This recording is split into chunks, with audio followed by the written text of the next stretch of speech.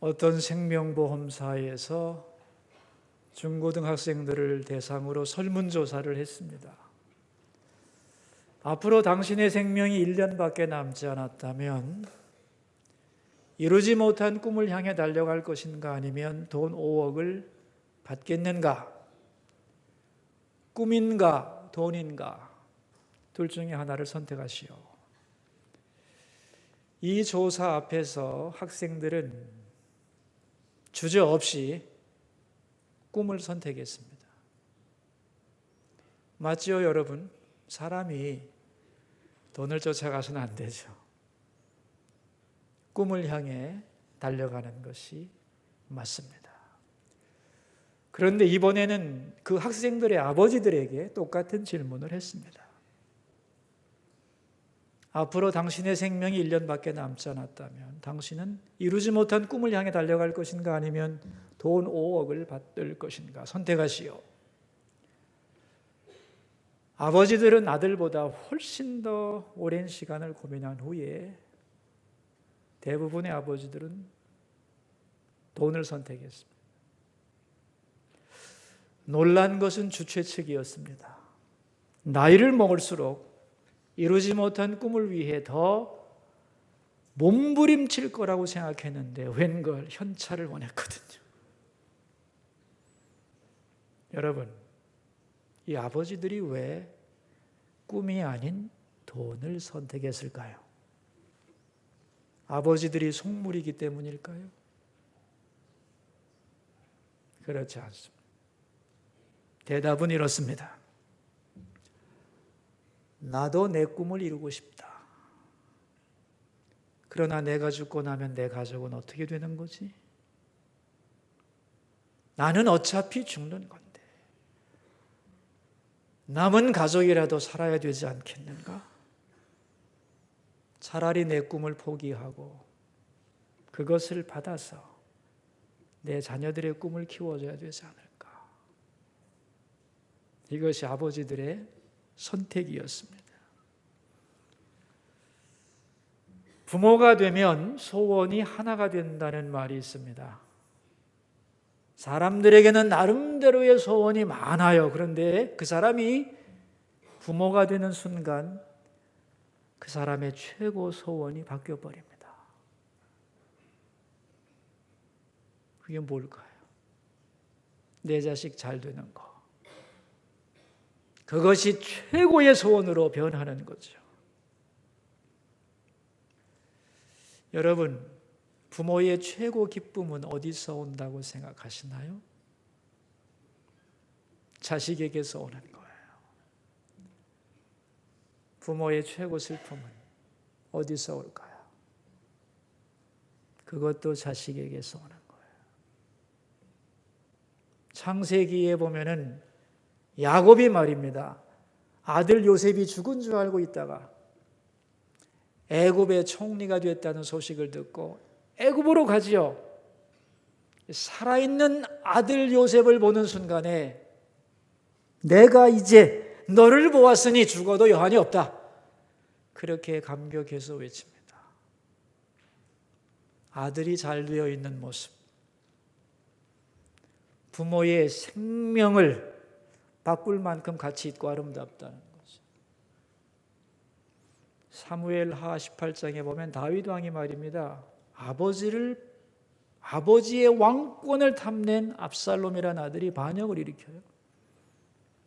그래서 아버지의 군대와 아들의 군대가 서로 맞붙습니다. 그런데 아버지 군대가 이기지요.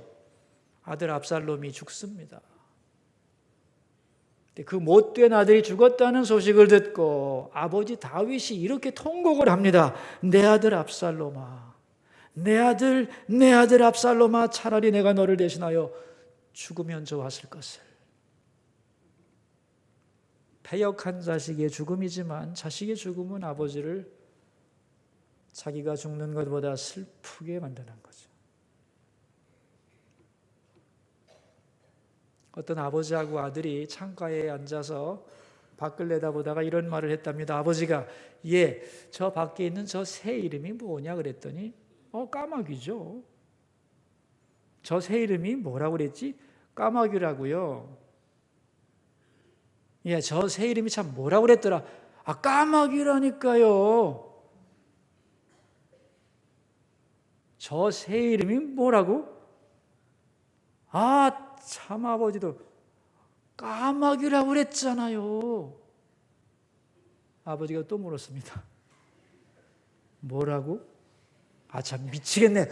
아버지 귀가 먹었어요. 까마귀라고요. 아버지는 그 말을 듣고 서재에 가서 낡은 노트 한 권을 가지고 왔습니다. 아버지의 일기장이었는데 어디를 펴니까 몇 날, 몇 월, 며칠 쓰여 있었고 이렇게 기록되어 있었습니다. 오늘 내 아들이 까마귀를 보고 나에게 물었다. 아빠 저게 뭐야? 까마귀라는 새야. 아빠 저게 뭐라고? 까마귀지. 까마귀? 아니 까마귀. 나는 아들에게 새 이름이 까마귀라고 23번 말해주었다. 나는 너무 행복했다. 자식은 말이죠. 지 혼자 큰 줄 알아요. 근데 오늘의 내가 있기까지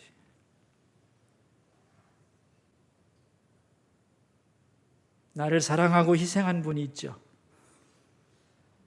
결코 그분이 없었으면 성장할 수 없는 나라는 것을 우리 모두는 인정할 수 있을 거예요. 이 세상에 수많은 사람들이 있어요, 여러분. 근데 나를 낳고 길러주는 분, 나를 가장 사랑해주는 분, 나에게 모든 것을 주고도 아까워하지 않는 분, 더 주기 원하는 분, 그분은 딱 한 분밖에 없어요. 나의 부모님 뿐이에요. 이러한 부모에 대한 자녀의 자세를 가리켜서 뭐라고 부르느냐 하면 효도라고 불러요. 여러분, 인간이 가지는 가장 기본적인 가치를 가리켜서 윤리라는 말로 표현을 해요. 그런데 윤리의 기준은 민족과 역사와 종족 속에서 다 달라요. 윤리의 기준이 다 달라요. 그런데 모든 문화, 어느 역사 속에서도 가장 예외 없이 강조되는 윤리가 뭐냐 하면 효도예요. 그래서 효도는 모든 윤리의 뿌리가 되는 겁니다. 그런데 성도들에게 있어서는 효도는 더욱 특별한 의미를 가지고 있습니다. 왜냐하면 성경에서는 효도가 윤리가 아니거든요. 계명입니다. 뭐라고요? 계명이에요. 오늘 본문 2절에서도 이런 말씀을 하죠. 네 아버지와 어머니를 공경하라. 이것은 약속이 있는 뭐다? 첫 계명이다 그랬어요. 여러분, 십계명은 하나님이 인간에게 주신 가장 위대한 가르침이에요. 이 십계명이 2개의 돌판에 기록되어 있었는데 하나의 돌판에는 1번부터 4번까지 수직계명, 즉 하나님과 우리와의 수직계명이 4개가 기록되어 있고, 두 번째 돌판에는 5계명부터 10계명까지 수평계명, 인간 상호 간의 계명이 기록되어 있어요. 부모 공경이라고 하는 5계명은 두 번째 돌판에 첫 번째 기록되어 있어요. 그래서 첫 계명이에요. 근데 다른 계명 9가지는 이렇게 하라 하고 명령으로 끝나요. 근데 5계명 부모 공경에 대한 계명에는 단서가 붙어요. 그렇게 하면 내가 너에게 뭘 준다? 복을 주겠다. 땅에서 장수하고 내 생명이 길 것이라고 하는 하나님의 약속을 단서로 달아놨어요. 그래서 부모 공경을 뭐라고 부르느냐? 약속 있는 첫 계명, 그렇게 부르는 거예요. 이 부모 공경을 다른 말로는 중간 계명이라고 부릅니다. 뭐라고 부른다고 그랬어요? 중간 계명. 왜 중간이냐면 하나님에 대한 계명과 인간의 계명을 이어주는 중간이기 때문에. 왜 부모 공경이 하나님과 인간을 이어주냐면 부모라는 위치가 하나님과 인간을 이어주는 존재이기 때문에 그래요. 자, 여러분, 우리가 부모님에 대해서 분명히 알아야죠. 부모님은 하나님이 아니죠. 부모님은 신이 아니죠. 맞죠? 그래서 우상처럼 섬기면 안 되는 거죠. 그러나 부모님은 모든 인간 중에서 가장 앞서죠. 맞습니까? 어느 인간보다도 나에게는 가장 소중한 분이지요. 그러므로 인간에 대한 어떤 계명보다도 부모 공경 계명이 앞선다는 거예요. 이러한 소중한 부모에 대하여 우리는 뭐 해야 되느냐? 공경해야 된다 그랬어요.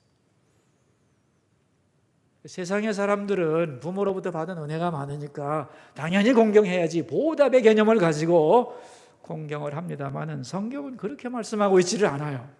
그거보다 더 높은 차원의 공경의 이유가 존재하는 것이에요. 우리가 부모를 공경해야 되는 큰 이유가 세 가지가 있습니다. 첫째가 뭐냐 하면은 부모님을 위한 것이다는 개념. 여러분, 자녀가 부모를 공경하지 않으면 늙은 부모를 누가 돌보겠어요? 그죠? 그래서 하나님이 늙은 부모 자신을 위해서 부모 공경을 명하신 것이다. 이렇게 해석하는 것을 사회경제적 해석 방법이라고 불러요. 그렇다면 여기서 말하는 부모 공경이란 늙은 부모님이 돌아가실 때까지 거주와 음식과 의복을 공급하는 것을 목적으로 하지요. 그죠? 그렇다면 부모가 자식 신세 안 지고도 살 수 있다면 부모 공경은 필요 없는 거냐? 그건 아니겠죠? 그래서 두 번째 개념이 등장하는 거예요. 두 번째 부모 공경의 이유는 뭐냐면은 행복한 가정을 위한 것이다 하는 거예요. 이것을 공동체적 해석 방법이라고 부릅니다. 여러분, 우리는 행복한 가정 그러면은 부부가 두 사람이 서로 사랑하면 행복한 가정이 된다고 생각하는데 no, 천만의 말씀. 행복한 가정의 가장 중요한 비결은 부모 공경이에요. 다시 말하면 부모 공경이 없는 가정은 절대로 행복할 수가 없다는 거예요. 왜 그런 줄 아세요? 부모님과 나와의 관계가 모든 관계를 결정짓는 바로미터이기 때문에 그래요. 그러니까 많은 사람들이 부부 문제가 있을 때에 너와 나의 부부 문제라고 생각하지만 천만의 말씀입니다. 나와 내 부모님과의 관계, 저 사람과 그의 부모님과의 관계가 얽혀서 부부의 관계를 어렵게 만드는 거예요. 왜냐하면 부모님에 대한 감정을 상대방에게 투사시키거든요. 그래서 부모와의 관계가 바르게 되어 있지 않은 사람은 절대로 부부관계가 바르게 될 수가 없어요. 그뿐 아닙니다, 여러분. 부모와의 관계가 바로 되어 있지 않으면 나하고 자식 관계가 바로 될 수가 없어요. 왜? 그 상처가 그대로 무의식 속에 남아서 나타나기 때문에. 그러니까 부모님과 나와의 바른 관계는 올바른 부부관계를 가능케 하고 올바른 자녀와의 관계를 가능케 만드는 것이에요. 그래서 행복한 가정의 전제가 뭐냐 하면은 부모하고 사이가 좋아야 돼요. 아멘 좀 하세요. 그래서 부모님과 나와의 관계가 좋아야만 가정은 질서가 잡히고 정서가 안정되고 행복할 수 있다. 부모님과 나와의 사이가 좋은 사람이야말로 배우자와의 관계도 좋고 자식과의 관계도 잘 맺어갈 수 있는 거다, 그런 얘기예요. 그래서 자녀들의 과제가 뭐냐 하면은 부모님을 사랑하는 거예요. 부모님을 공경하는 게 자식의 큰 과제고 동시에 부모로부터 독립해야 돼요. 근데 재미있는 건 사랑해야만 제대로 독립할 수 있어요. 그래서 행복한 가정을 위해서는 뭐가 필요하냐? 부모 공경이 절대로 필요하다는 거예요. 그런데 이거보다 더 중요한 부모 공경의 이유가 있습니다. 그게 뭐냐? 진정한 인간이 되기 위한 것이에요. 뭐라고 그랬어요? 진정한 인간이 되게 하기 위해서 부모 공경이 필요하다고 보는 것이 존재론적 해석 방법이에요. 여러분, 인간은 어떤 존재냐? 인간은요, 죄인이죠. 그 죄의 뿌리가 뭐냐면 교만함이에요. 교만함. 그 교만함이 어떻게 표출되냐면 내 위에 아무도 없다는 거예요. 하나님도 필요 없고 나를 다스리는 사람도 필요 없고 내가 나의 주인이다. 내 인생 내 거다 하고 생각하는 이러한 교만이 하나님으로부터 우리를 떠나게 했거든요. 이 교만의 결과가 무엇으로 나타나냐면 거역으로 나타나요. 그래서 인간은 근본적으로 교만하고 거역을 좋아하는 존재예요. 그래서 애들이 조금만 커도 말을 안 들어요. 그런데 우리에게 있는 이 거역을 치료하는 치료제가 뭐냐는 거예요. 여러분, 거역의 반대가 뭐예요? 예? 순종이에요. 그래서 이 순종이라고 하는 것은 교만과 거역을 치료하는 가장 중요한 치료제예요.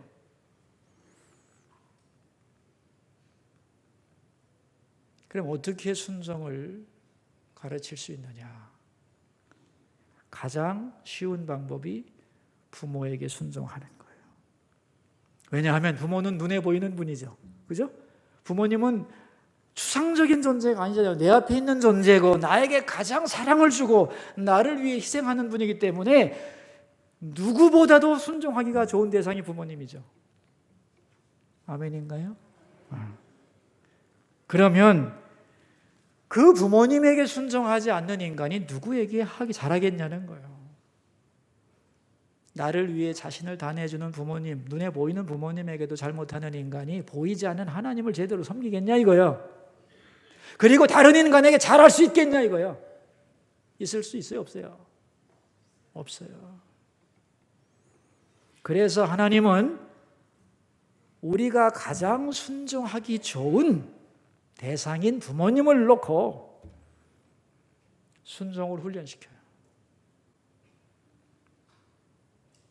그래서 부모 공경은 종교적으로는 하나님에 대한 순종을 가르치는 거예요.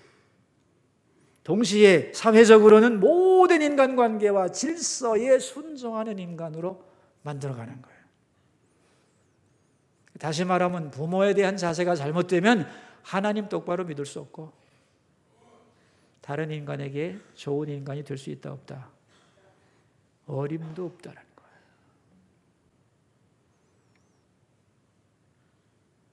그러므로 부모 공경이라고 하는 것은 내 속에 있는 교만과 거역의 영을 깨뜨려서 진정한 인간, 올바른 인간이 되게 하는 훈련이에요.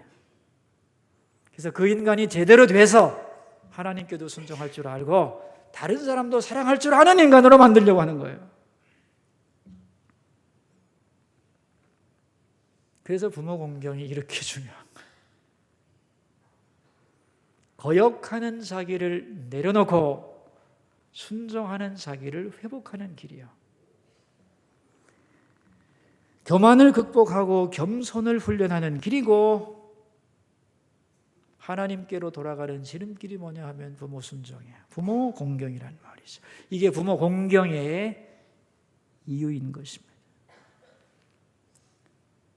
오늘 본문 말씀은 이러한 부모 공경의 방법에 대해서 그 설명을 해주고 있어요. 부모에게 효도하는 방법이 오늘 본문에 보면 두 가지가 나와요. 1절에 보면은 순종, 2절에 보면 공경 그랬어요. 효도 방법이 몇 가지라고요? 몇 가지요? 두 가지요. 뭐와 뭐? 순종과 공경이에요. 순종이라고 하는 것은 아직 미성숙한 자녀들, 미성년자 자녀들, 또 결혼하지 않은 자녀들은 부모님에게 어떻게 해야 되느냐? 순종으로 효도하는 거예요. 내가 아직 미성년자라면 결혼하지 않았다면 부모님께 순종하면 돼요. 그 순종의 방법이 뭐냐? 1절입니다. 읽겠습니다. 자녀들아 주 안에서 너희 부모에게 순종하라. 이것이 옳으니라. 주 안에서 순종하라 그랬어요. 주님이 주신 질서이기 때문에 하나님이 그분을 나의 부모님으로 세우셨고 너를 그분의 자녀로 세우셨지 않니? 그러므로 너는 하나님 앞에서 내 부모님께 순종하는 것이 옳다는 거예요.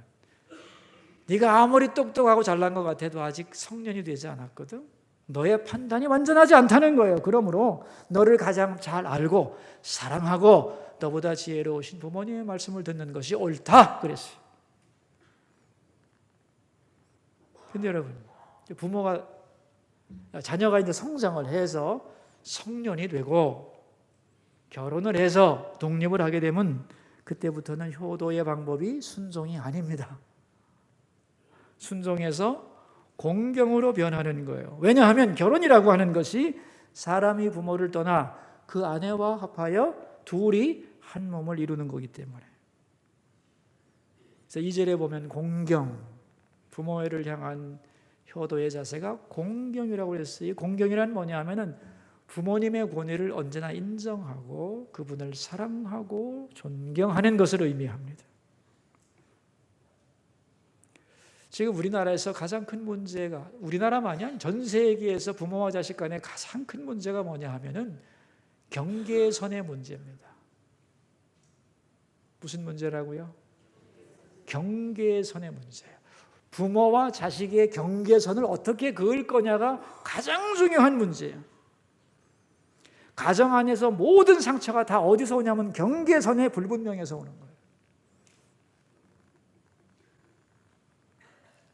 옛날처럼 부모가 자식을 다 위해서 희생은 하지만 옛날에 부모님에게 순종하듯이 모든 자녀들이 순종하나요? 안 하죠. 그렇게 살 수도 없죠, 또 그죠?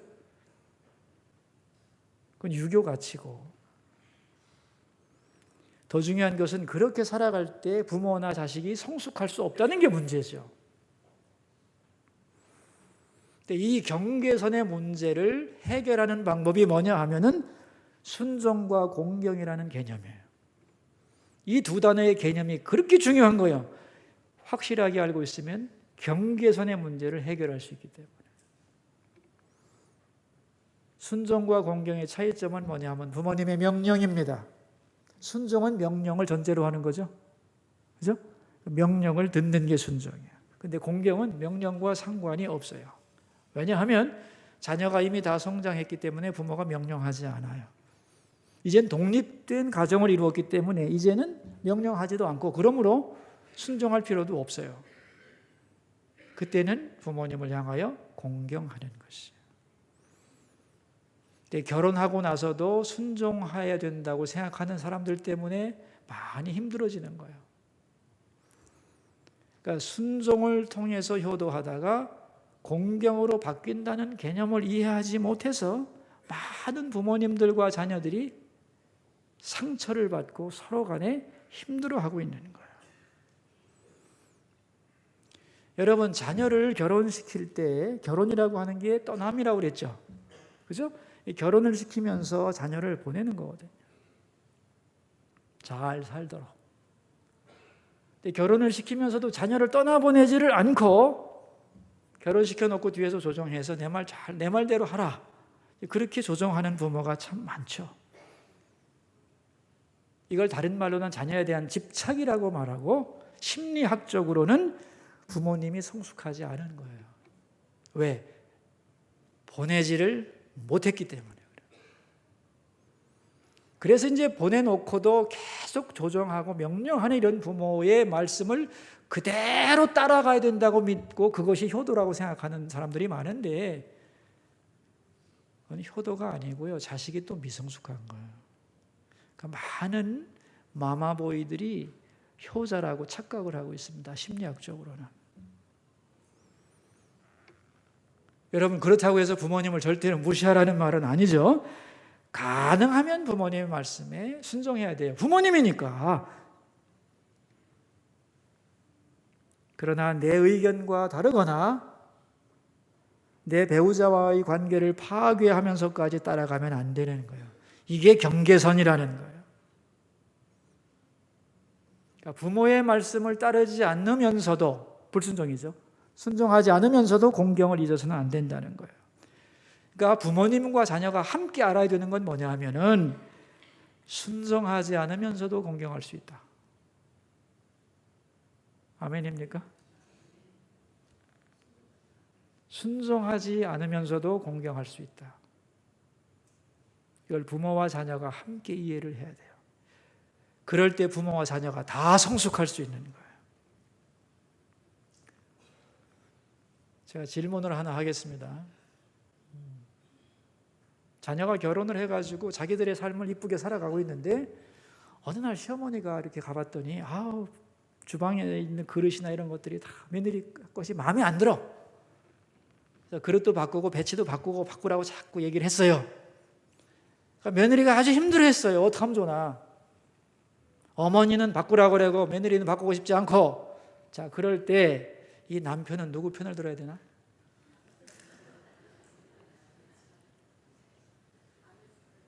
아내 편을 들어야 되나? 어머니 편을 들어야 되나? 왜 여자들이 나서요? 남자들이 얘기하라니까. 남자들이. 자, 이제 우리 남성들이 얘기할 겁니다. 눈치 보지 말고. 예? 어떻게 해야 돼요, 남자들?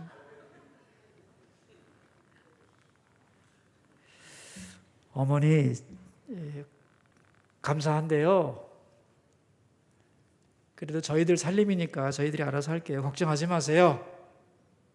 이렇게 경계선을 그어줘야 된다는 거예요. 아멘이죠?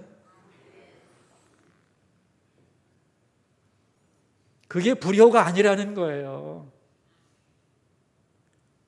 어머니의 그 말씀에 감사하면서도 공경하면서도 자기의 가정을 지켜가야 되는 거죠.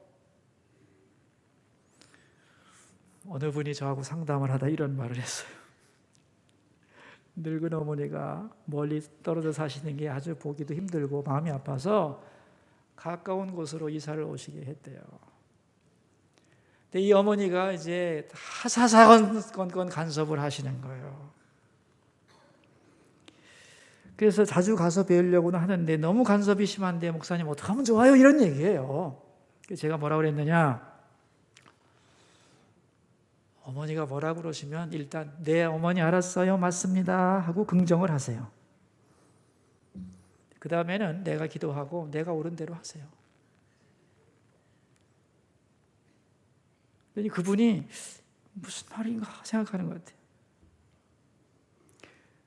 그런데 절대로 주의사항이 있는데 어머니 앞에서 어머니 말 틀렸다고 말하지 마세요. 엄마 그런 게 아니지. 그러면 절대로 안 됩니다. 또 어머니 그러지 말고 이렇게 하세요라고 고치지도 마세요. 왜냐하면 노인네 못 고쳐요.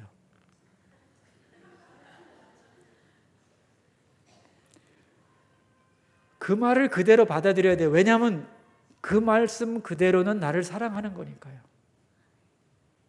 나를 사랑해서 하는 말이기 때문에 그 말 자체는 고마운 거예요. 그러니까 귀찮다 이러지 말고 감사합니다 하고 받아들여. 그리고 그분의 가치로서는 그게 옳아. 틀린 게 아니에요. 그러니까 받아들이라고. 그러나 나는 이제 어른이요. 그러니까 나의 길을 가면 되는 거예요. 아멘이죠. 그래서 연세가 몇 세요 했더니 61래. 61세래. 그래서 좋습니다. 61세 됐으니까 소신껏 사세요 그랬어요. 61세가 돼가지고 엄마 그러면 안 되지 하면서 자꾸만 엄마 고치려고 그러면 싸움만 끝이 안 납니다. 그럼 엄마도 힘들고 당신도 힘드니까 싸우지 말고 알았습니다 하고 당신 뜻대로 하세요.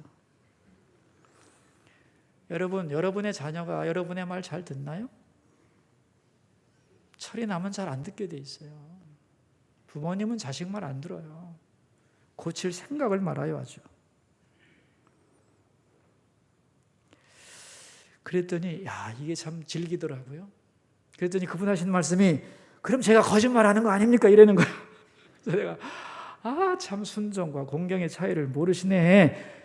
가능하면 부모님 말씀을 내가 순종할 수 있으면 제일 좋지만 부모님도 틀릴 수 있어요. 그럴 때는 틀렸다 말하지 말고 알겠습니다 하고 당신 뜻대로 하라니까 기도하고 옳은 대로 하고 남편하고 상해서 옳은 대로 하면 되는 거예요. 이랬더니 또 뭐라 그랬냐면 그럼 나중에 만났을 때 왜 안 했니? 그럼 어떡하냐는 거야.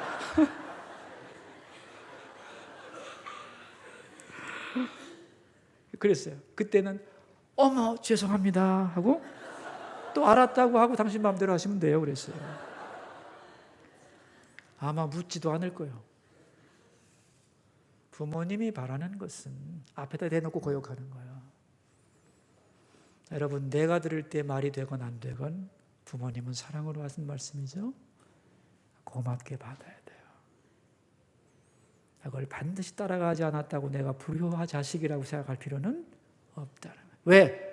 공경의 개념을 알아야 되기 때문에.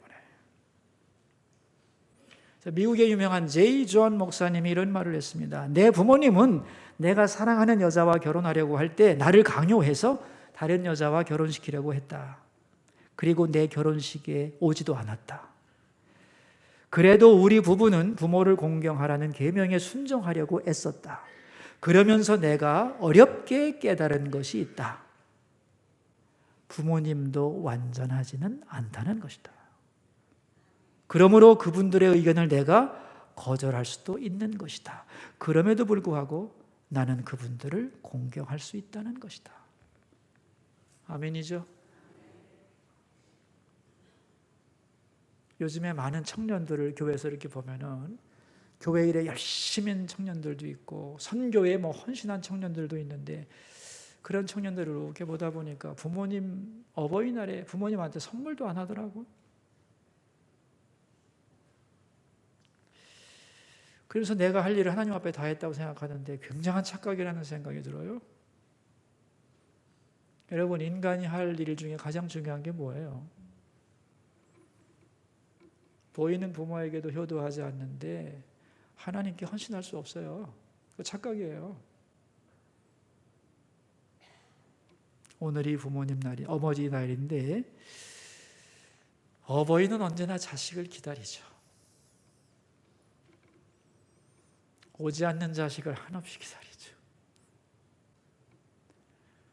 오늘 어버이들을 기다리게 하지 마시고 어떤 명분으로도 부모님을 외면하고 어떤 일이든지 하지 마시고 예배가 빨리 끝나면 어버이들에게 가시기를 바라요.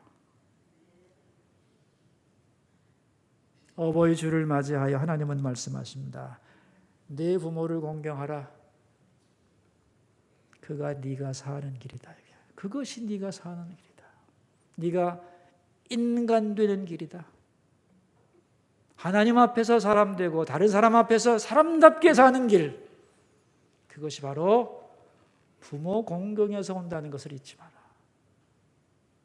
그리고 부모 공경 바로 할 때 내가 보장해 줄 거야. 너에게 복 줄 거야. 여러분 이 은혜가 우리 모두에게 있기를 주의 이름으로 축원합니다. 기도하겠습니다. 우리 세 가지 기도 제목을 가지고 주님 앞에 나갑니다. 첫 번째 기도 제목입니다. 부모 공경이 올바른 인간 되는 가장 중요한 방법이라는 것을 우리 마음에 깊이 새기게 해주소서. 기도하겠습니다. 하나님 아버지 오늘 부모 공경의 이유와 그 결과에 대한 말씀을 나누었습니다. 왜 우리가 부모를 공경해야 되는가? 받은 은혜가 크니까요. 부모님을 위해서요. 행복한 가정을 이루기 위해서요. 그러나 그것을 넘어서 부모 공경을 하지 않을 때 우리는 바른 인간이 될 수 없다는 것을 하나님은 말씀하셨습니다. 보이는 부모에게 공경하지 못하는 사람이 어떻게 보이지 않는 하나님을 공경하겠으며 나를 가장 사랑하는 분을 순종하지 않으며 어떤 공동체 속에서 어떤 인간에게 그리고 어떤 사회 속에서 질서를 잡고 다른 사람을 위한 사람으로 살아갈 수 있겠는가? 불가능하다. 주님은 말씀하셨습니다. 그러므로 하나님 아버지 우리의 삶에 부모 공경이 깊이 자리 잡기를 원합니다. 그래서 하나님 앞에서도 사람 앞에서도 온전한 사람 되도록 사람답게 살도록 도와주소서. 두 번째 기도 제목입니다. 결혼한 자녀들은 양가 부모님을 똑같이 귀중히 여기며 결코 차별하지 않게 해주소서. 기도하겠습니다. 하나님, 우리는 결혼을 통하여 부부가 한 몸이 됐습니다. 그래서 각자의 부모님은 우리 모두의 부모님이 되었습니다. 양가의 부모님을 똑같이 귀중히 여기게 해주시고 시부모라고 혹은 장인 장모라고 차별하지 않게 해주시고 우리들의 부모님들 똑같이 사랑하고 존경하고 연락하고 기뻐하고 찾아뵙고 그런 자식으로 살아가게 해 주소서. 세 번째 기도 제목입니다. 가정 안에서 부모와 자녀 사이의 오해와 상처와 장벽을 치료해 주시고 그래서 효도에 약속된 축복을 누리는 가정 되게 하소서. 기도하겠습니다. 주님, 행복해야 될 가정 안에서 부모와 자녀 사이에 수많은 오해, 수많은 상처, 수많은 장벽이 있습니다. 여기서 파생된 수많은 갈등들이 얼마나 많은지요. 우리들 속에 있는 이 많은 상처를 치료해 주시고 이제 부모와 자녀가 아름답게 소통하는 가정이 되게 해 주시고 그래서 효도에 약속된 축복을 다 누리는 행복한 가정들이 되도록 복을 내려 주옵소서. 존귀하신 예수님 이름으로 기도합니다. 우리에게 부모를 주신 하나님, 부모 없는 사람은 세상에 없건만 부모님께 순종하고 공경하는 사람은 많지 않은 세상이 됐습니다. 부모님을 공경하면 땅에서 잘 되고 장수하겠다고 하나님이 약속하셨건만 복받을 수 없는 길을 가는 어리석음을 용서해 주옵소서. 우리 모든 자녀들이 부모님을 공경하게 하시고 수소의 가정들마다 부모님의 신앙이 계계승승 이어지게 하시고 효도에 약속된 축복을 누리는 복된 가정들 되게 하소서. 존귀하신 예수님 이름으로 기도합니다.